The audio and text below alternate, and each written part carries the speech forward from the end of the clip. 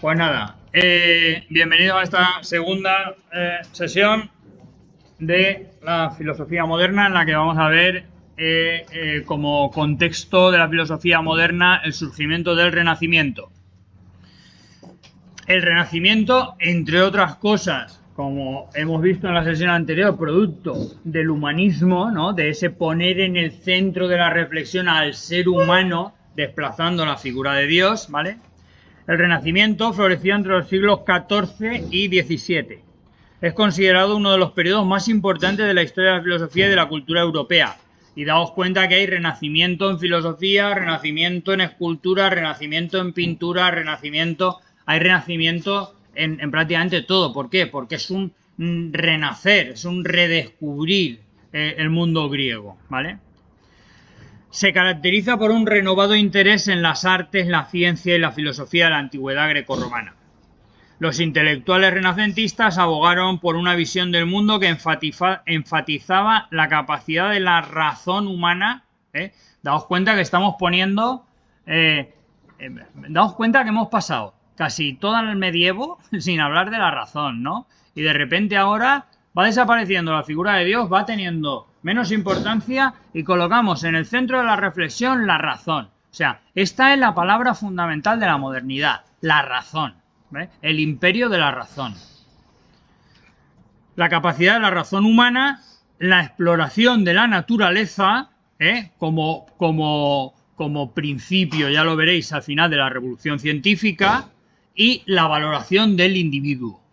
Este humanismo del que hemos hablado, que en filosofía se convertirá en la filosofía del sujeto, ¿vale? O la filosofía de la subjetividad, la filosofía de la conciencia. Ya lo veremos, donde se pone al sujeto en el centro de la reflexión.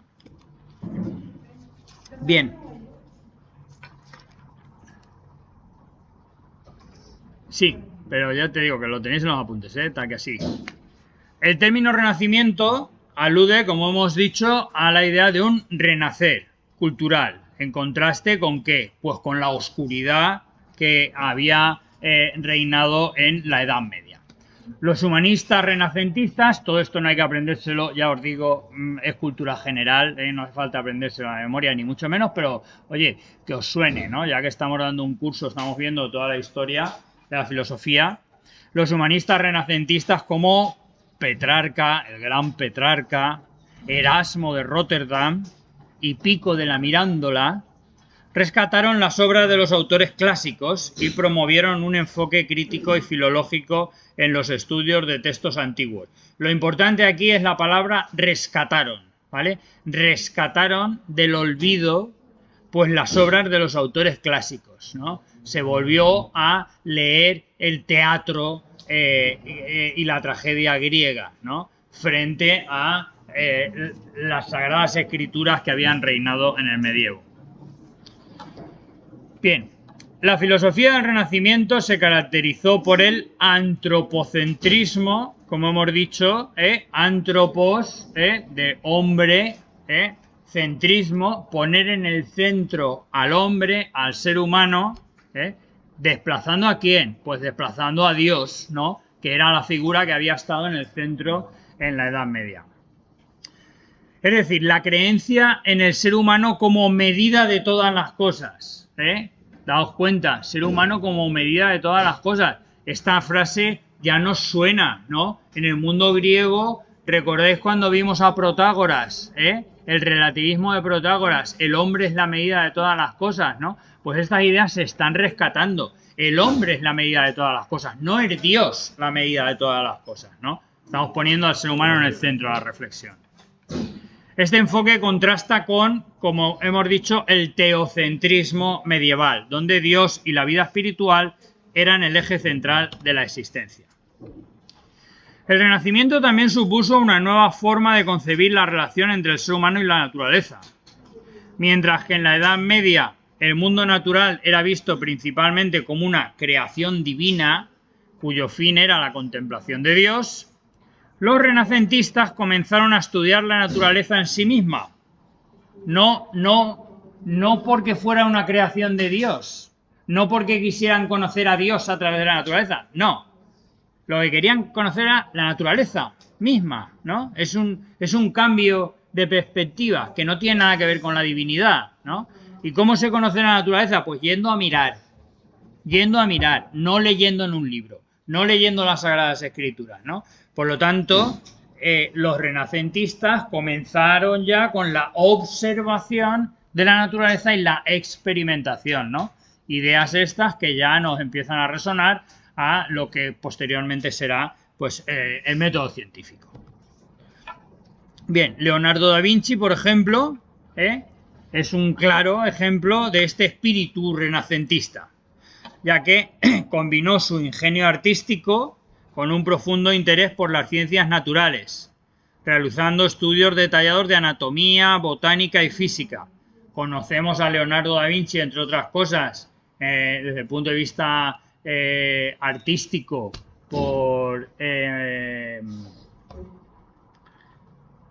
la Mona Lisa, ¿no? La sonrisa de la Mona Lisa, pero efectivamente incluso ya inventó el helicóptero, como veis ahí, ¿no? O sea, que lo llama tornillo aéreo, ¿vale? O sea, claramente Leonardo da Vinci ya pone todo el conocimiento al servicio de, o toda la razón humana al servicio del conocimiento de la naturaleza y la experimentación, ¿ok?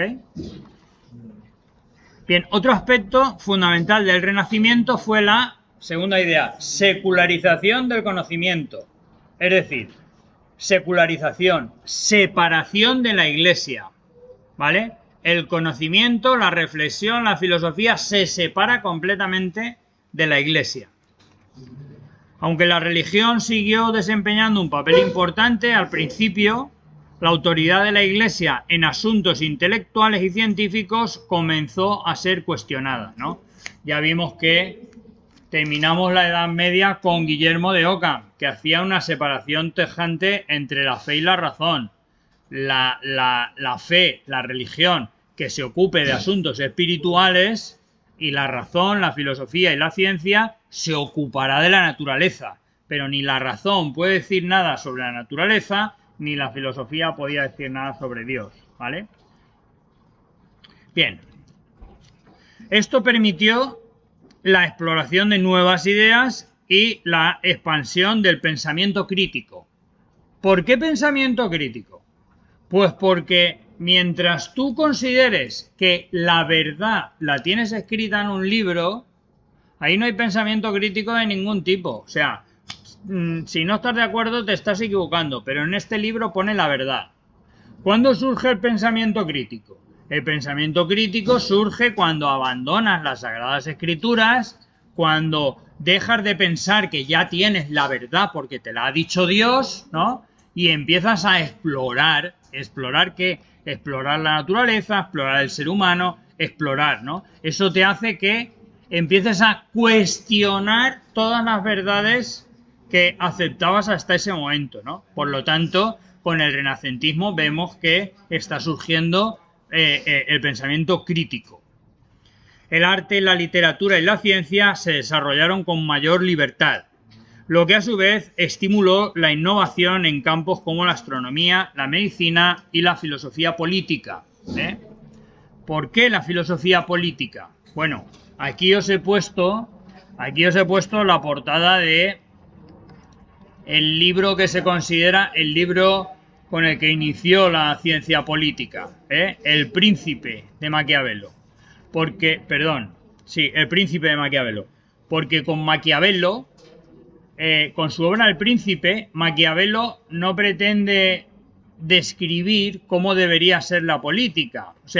No pretende prescribir cómo debería ser la política, sino que Maquiavelo lo que intentó fue describir cómo la política era realmente, ¿no? La política, por favor, venga, un poquito de silencio y terminamos. La política para Maquiavelo tenía como fin la consecución y el mantenimiento del poder, y ya está. Y hace una descripción de cómo es la política real en este libro, ¿vale? Démonos cuenta de que Maquiavelo separa completamente la política, la separa completamente de la religión, la seculariza por completo, ¿eh? La política no tiene nada que ver con la religión, son dos cosas diferentes. La religión se encarga de asuntos espirituales, pero la política se encarga de la consecución y el mantenimiento del poder. Y para conseguir y mantener el poder es capaz de hacer cualquier cosa, ¿vale? Incluso saltándose la moral cristiana. Bien. Como decía, en la filosofía política, autores como Maquiavelo propusieron una visión realista y secular del poder. Secular, en este contexto, significa separado de la Iglesia, ¿vale? Desvinculándola de la moral cristiana, ¿eh? Maquiavelo nos presenta un poder que, con tal de mantenerse en el poder, es capaz de hacer cualquier cosa, ¿eh? Lo bueno, lo malo y lo que sea. Su obra El Príncipe presenta un análisis pragmático de la política. Pragmático en el sentido de cómo es realmente la política. No cómo debería ser, la búsqueda del bien. No, no, no. ¿Qué es lo que hacen los políticos realmente? Lo que hacen es lo que dice Maquiavelo, ¿vale? Un análisis pragmático de la política, centrado en la eficacia y el control del poder. Maquiavelo sentó las bases para el desarrollo de la ciencia política moderna, que se caracteriza por un enfoque empírico y una perspectiva laica, ¿vale? No religiosa, ¿eh? Y esto será, pues bueno, a partir de aquí, la política. Frente a la política, ¿os acordáis de Platón? Ay, Platón, qué bonito, ¿eh? Que quería hacer el estado ideal, donde todos fuéramos felices y comiéramos perdices. Muy bien. Mirar ahora la política de Maquiavelo, ¿eh? El poder lo que busca es mantenerse en el poder y a toda costa, incluso haciendo el mal para ello, ¿no? Una versión realista y totalmente separada de la religión, de la política, ¿ok? Bien, pues hasta aquí una presentación corta de del Renacimiento y lo dejamos para el próximo día, el protestantismo.